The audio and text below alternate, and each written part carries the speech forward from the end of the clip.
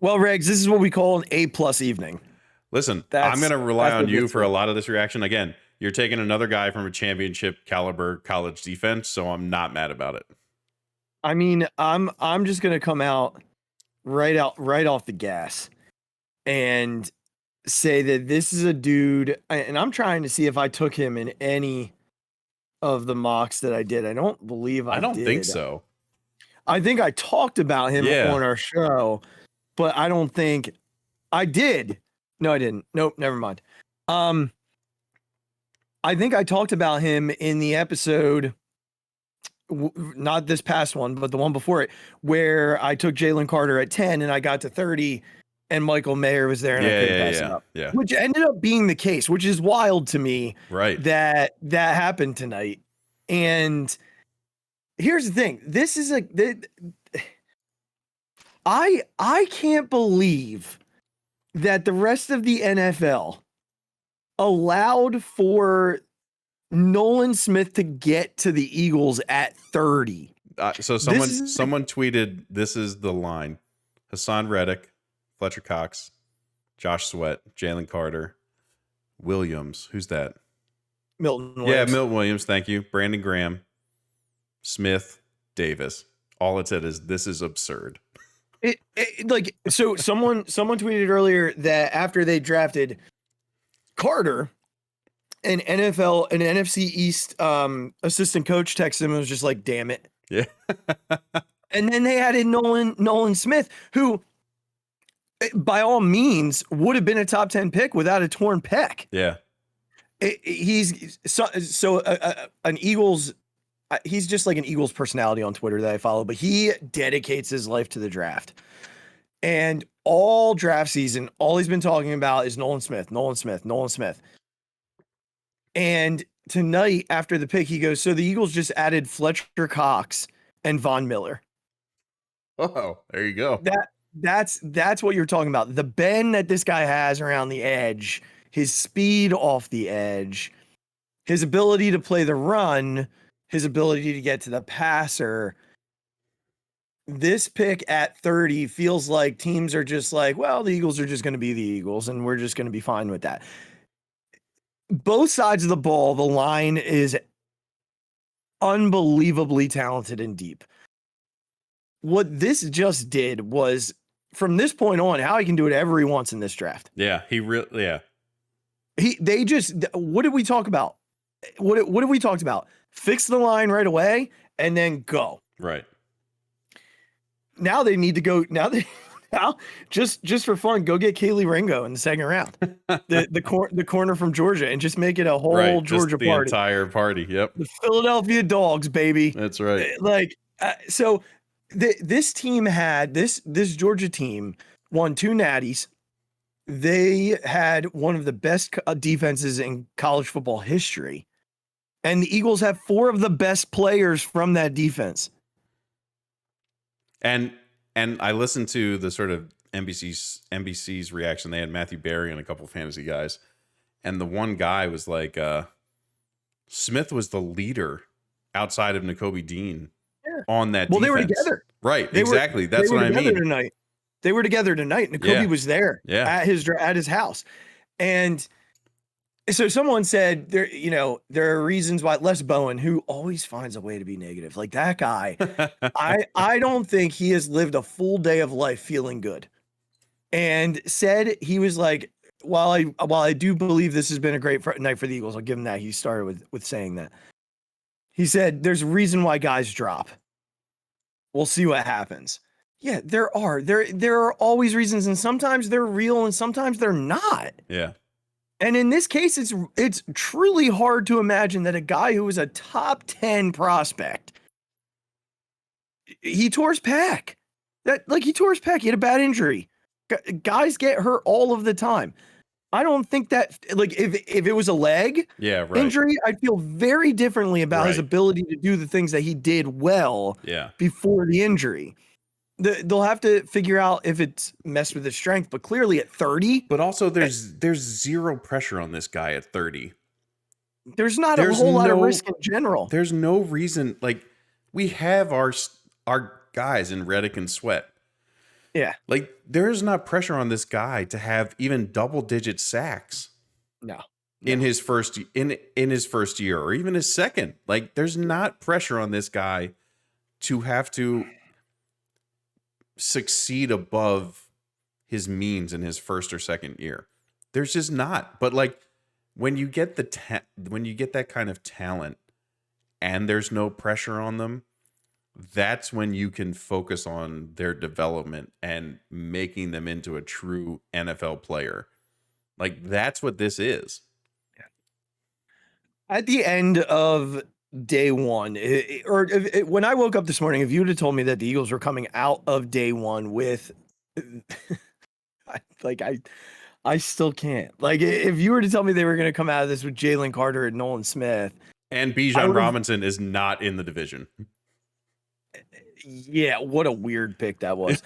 But I like if that's what you were telling me coming out of tonight, that I'd be going to sleep with, and by that I mean just laying in bed, like picturing Howie Roseman not being able to sleep, because like Jalen Carter and Nolan Smith they're difference makers pretty much right away. Mm-hmm. And I said it in previous episodes that the Eagles are in a position to draft for value, for need, for fun, and they kind of hit all of it in two very flashy picks by taking these two guys. Yeah. So, all of that being said, a very, very, very good first night for Howie Roseman, who has two picks tomorrow at 62 and 64 now because of that trade up. I'd anticipate he's going to try and move back a little bit to grab some extra capital, because after that, they do not pick until the 7th round. Yeah. So I'd anticipate 62 or 64. He might move back and grab some extra capital to have on day 3. And he can parlay that into more. I think that's likely, but day 1 is an A+ Regz. And it was a night where you're sitting there and you're like, this isn't going to happen. There's no way Carter's getting them. And then Carter gets them. And as the draft continues, I'm sitting there, I'm like, how is Nolan Smith still on the board? How is this guy still on the board? He's still on the board. I texted you. I was like, the league's going to let us get Nolan Smith. Yeah. And they got Nolan Smith. Right. So the Eagles defense got a lot better. I understand the conversation around the secondary that was happening on ESPN and how, they thought maybe Brian Branch would be the guy that they would take there. But I don't think they had to. I think, they built themselves in the trenches. That's their goal. That's their scheme. That doesn't change. And they're in really good shape heading into tomorrow. 2 picks tomorrow. I'd assume that turns into 1, maybe 2, with an extra pick rolling around on Saturday afternoon. So yeah, it's a great day, Regz. It was great. Again, I'm not into this as much as you, but I can realize when you've picked the absolute talent.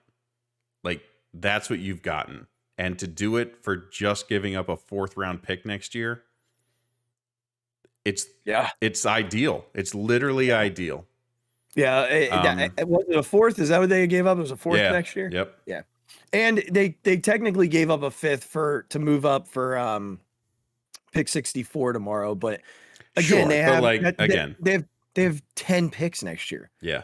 So and a 4th and a 5th at the end of the day doesn't change what you're going to be able to do in next year's draft with 10 picks. Right. So they're in such good shape right now, and what they just did takes care of a need next year. You don't have to worry about the line. You just don't. You're set. Mm-hmm. You're set on the defensive line next year and can focus in other places. Right. So just a tremendous night for Howie Roseman and for the Eagles. And we sleep well tonight knowing that tomorrow there are 2 more picks that lay in his hands, and he's going to do something creative with those 2 picks. Howie, You've earned all of the trust and that you. My ode to Howie right now to send us off. This guy has cleaned up his act since the Jalen Reagor pick. Yeah. I look at every draft since then, since 2020. And honestly, looking back at 2020 now, you took Jalen in the second.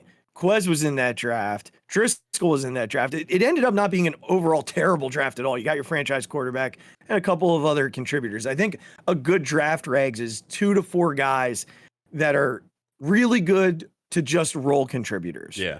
You need 2 good players coming out of a draft for it to be successful. Since then, they've nailed it, man. Like, they have absolutely nailed it. Even if you go back to like the Goddard, Maddox, Sanders draft, like they've nailed it.